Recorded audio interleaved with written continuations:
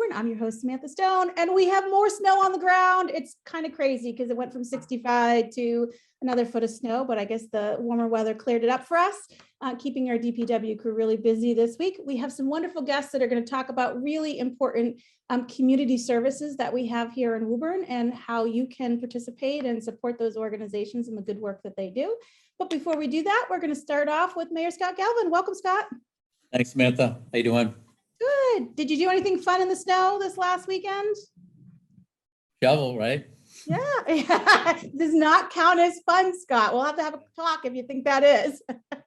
Well, it was good. It's good exercise. But otherwise than that, no, we got out and drove around a little bit. DPW did a good job. And, it was nice that we had a good sun melt on Saturday, which helped the efforts on Saturday. And, it'll be gone before we know it. It's already shrinking. Yeah, I'm eager. Although I borrowed snowshoes from Woburn Rec and did a little snowshoeing, which was nice. So if it's That's great, snow, yeah, and be sunny, it's a great opportunity to do that. So that was kind of fun. Yeah.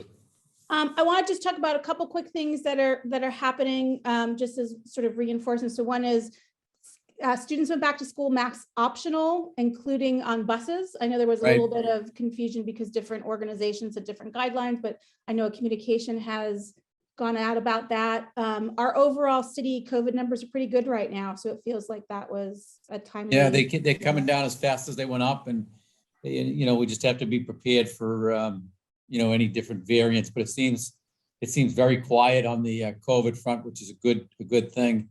As you said, the numbers are down, and school committee took their vote last week, which I think was a good vote. And it's good for the kids and good for the teachers to get back to it without the masks. And like we said, didn't take the decision lightly. There's a lot of mitigation that's in place for us to be able to swing back if we have to. And we worked, the city council, school committee worked on getting HEPA filters in every room, and there's tests available, test kits that teachers and students have to test weekly. So I think we're in a good place. Good. I'm glad to hear that.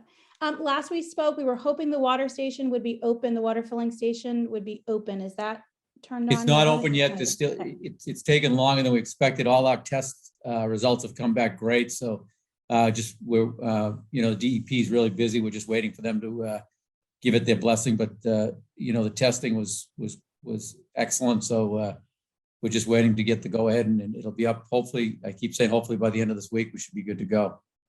Good. I love it. My trash is piling up because I was on that Thursday trash schedule. Oh yeah. And I know there was an unfortunate combination of events. We had a holiday, which we always have delayed trash, and then we've got a big snowstorm that hit us.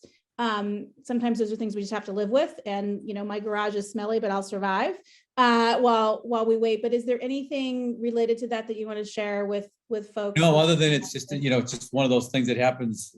It's the first time that I can remember something like this happening, but it really is. It's an inconvenience for residents, and we just hope that they can get by for a couple of days and survive. And you'll be able to put out your trash and your recycling on Thursday. So, everything will be okay. I'm actually glad that I mentioned that, because it wasn't clear to me that recycling will be off schedule. So they're going to do the recycling that they would have done last week on this week, even if it's not a recycle week for us. Yep. That's my understanding. That both the regular and the recycling are going to be able to be put out.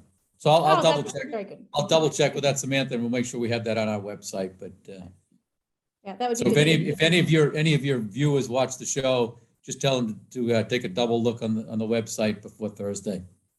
Yeah, absolutely. We will do that. And if we get an update, Scott, tonight, Jen can put it update on the ticker of the show tomorrow. Okay, well. Good. Yep. No problem. Fantastic. Thank you. Anything else going on in the city that you want to make sure we're aware of? What else do we have?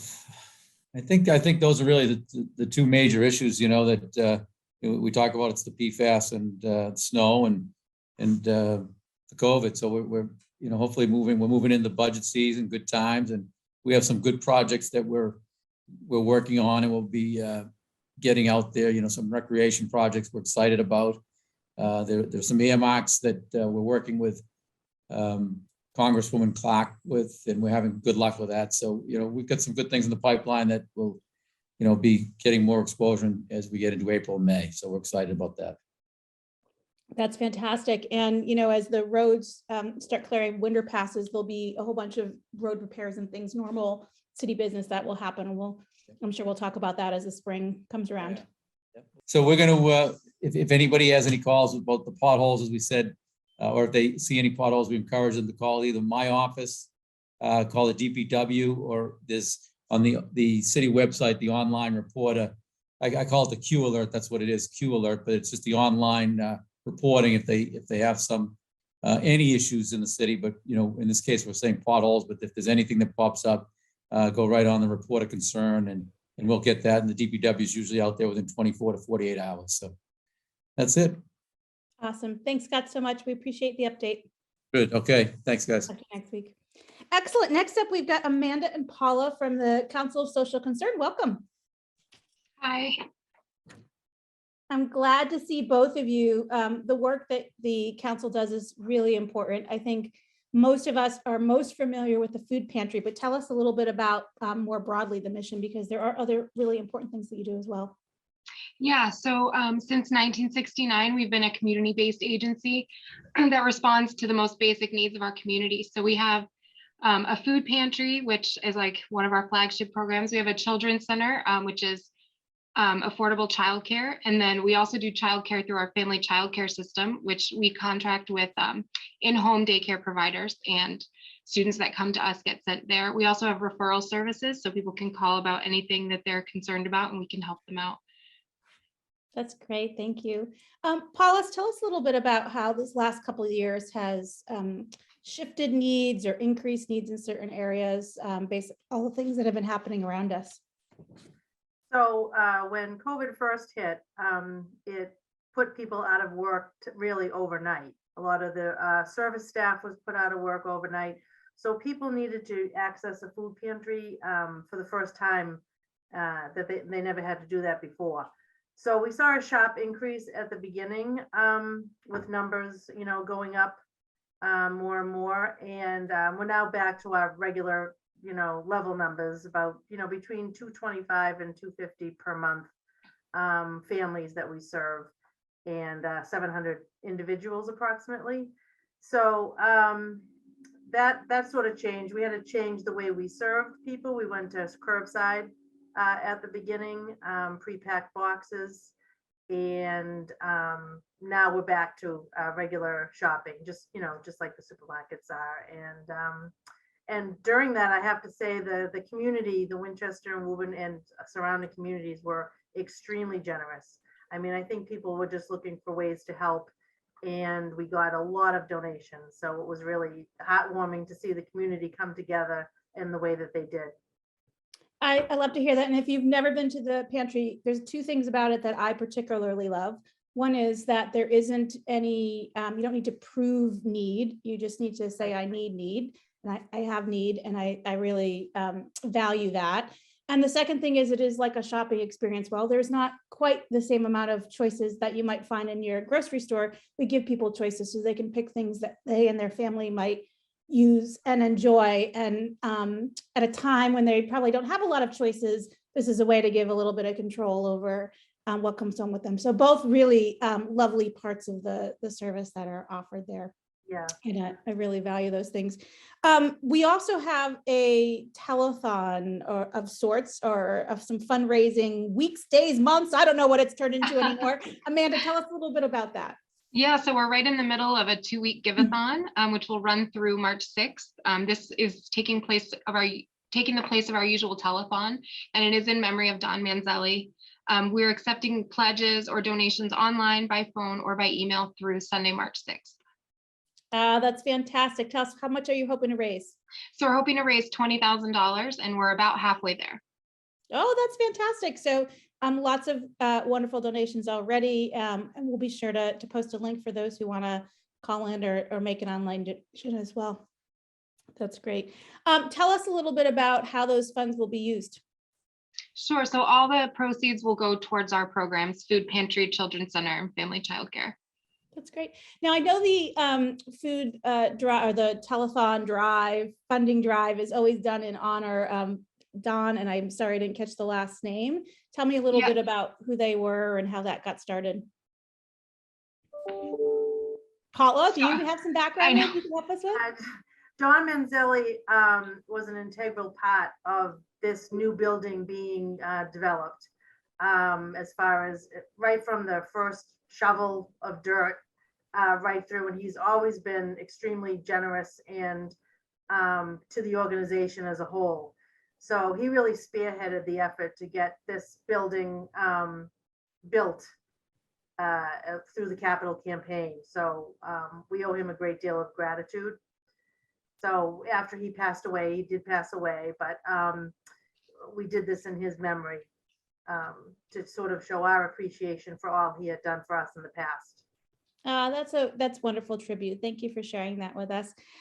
Amanda, are there anything in particular of need? So in addition to financial donations, I know the food pantry does accept donations of I think non-refrigerated goods or durable goods. I'm not quite sure how you want to say that. Are there particular things that you are in need of right now that you want to make us aware of? Yeah, so all non-perishable food within date, but I'm actually also going to hand this question to Paula because she is our food pantry director, so she can tell you exactly what we need right now. Perfect. So we do take all non-perishable items. We take personal care items as well. We do appreciate those when they come in. You know, you wouldn't think of shampoo and conditioner as a luxury, but sometimes it is for people. So it's nice to have those donations come in. Right now, shortages, believe it or not, cold cereal. We have plenty of Cheerios, but any other cold cereals are welcome. Ramen noodles are all of a sudden hard to find. But ramen noodles, Chef Boyardee, the prepared meals, like, you know, beef stews, and corned beef, tuna fish, things like that. We go through quite a bit. Long spaghetti was difficult to get ordered. We did have some come in, but long spaghetti is great. And bottled juices, cranberry juice, apple juice, things like that. We go through quite a bit of the staples frequently. So those are just some of the few. And believe it or not, one other item, hot chocolate. I can go into the store and buy, you know, 10 or 12. I don't want to clear off their shelves, but I haven't been able to actually order, you know, cases of it. So if everybody goes and gets a little bit, it helps. Oh, well, that's really great to know. Thank you for sharing that. I know it's always helpful. We want to donate things that are going to be utilized and needed. So thank you both for joining us. Really appreciate your time. This is a really important community resource that we have that a lot of families and individuals rely on, and we appreciate all the hard work that you and the team does and all the volunteers who participate in the program. Well, thank you for having us. Yeah, thank you for having us. Excellent. Maureen, welcome. We're going to switch gears and talk about another really important community program that we have, and this is the Woburn Community Education Fund. And I have to admit, other than the annual purse drive, which I see advertised here and there, I really know very little about what the organization does. So can you tell us a little bit about the mission and the important work there? Sure, Samantha, thank you. So the Woburn Community Educational Foundation started in 2014, and we're a volunteer group that came together with the primary mission to raise funds for our schools. So we raise funds as a 501c3 nonprofit, and we gift them back to the schools through our educator grants, and we also fund pilots in the schools to help them test out new ideas and get the data that they need so they can, you know, include them in the regular school budget. Since 2014, we've this year we're going to hit a milestone of $500,000 raised and gifted back to our schools. So we're very excited about that. That's quite a significant amount of money, and really generous donations, I'm sure, led to that. Tell us a little bit of how you decide to use it. What's the process for those education grants to be applied for, and then who decides how they get prioritized? Sure. So we get funding primarily from our community, from local foundations and from individuals. and we gift it back to the schools. Right now, we're funding 2 pilots in the schools, and then we also have an educator grants program. And it's worth noting that our pilot programs actually come from the educator grants. So the educators tell us what they see in their classrooms and what programs they'd like to bring to their students to help improve their educational experience. And some of them have been so interesting and compelling that we've brought them to local funders and said, will you help us pilot this in our schools? So an example of that is the Lexia program, which is now being offered at every elementary school and the middle schools. And the pilot was funded by the Cummings Foundation. The Educator Grants Program opens every year. It's a very short application, but we essentially ask the teachers how much they need, up to $1,000, what it's for, and what they're hoping to achieve. And we have a grants committee of the board who reviews the grants.